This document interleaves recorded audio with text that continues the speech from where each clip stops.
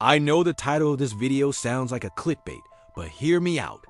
So quantum computing is the next big thing in computing that's going to be as disruptive as the advent of general-purpose computers was.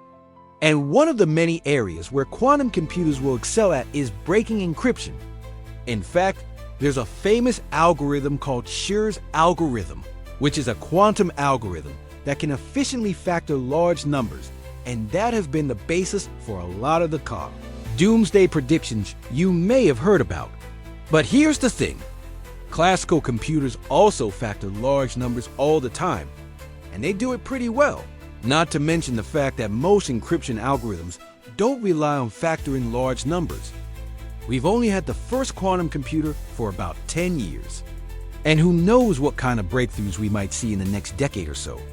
So, are we really at the end of encryption? Well, the answer is no, not even close. But what I do think is that the widespread adoption of quantum computers will force us to rethink encryption and cryptography from the ground up. It's a great resource for anyone who wants to learn more about this fascinating field. The issue with trying to break encryption with a quantum computer is that you need to do it with a large enough quantum computer. Instead, they use something called a one-way function, which is a function that's easy to compute but hard to invert. For example, the popular Advanced Encryption Standard, or AES, uses a function called a substitution permutation, which is basically a fancy way of saying that it's good at hiding information. And the problem with that is that right now quantum computers are very expensive to build and maintain, and we don't have that many of them.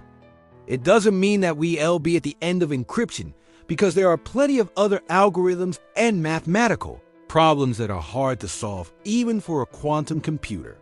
For example, breaking the RSA algorithm, which is based on the difficulty of solving integer factorization, is one of the hardest problems that a quantum computer can tackle. But that doesn't mean that we'll be at the end of encryption, because there are plenty of other algorithms and mathematical problems that are hard to solve, even for a quantum computer. Also, most encryption algorithms don't use large prime numbers that are difficult to factor. But even if we assume that quantum computers will eventually render all current encryption algorithms obsolete, and finally, let's not forget that the field of quantum computing is still relatively new. So no, quantum computing is not the end of encryption, but it does present some interesting challenges and opportunities that we should keep an eye on.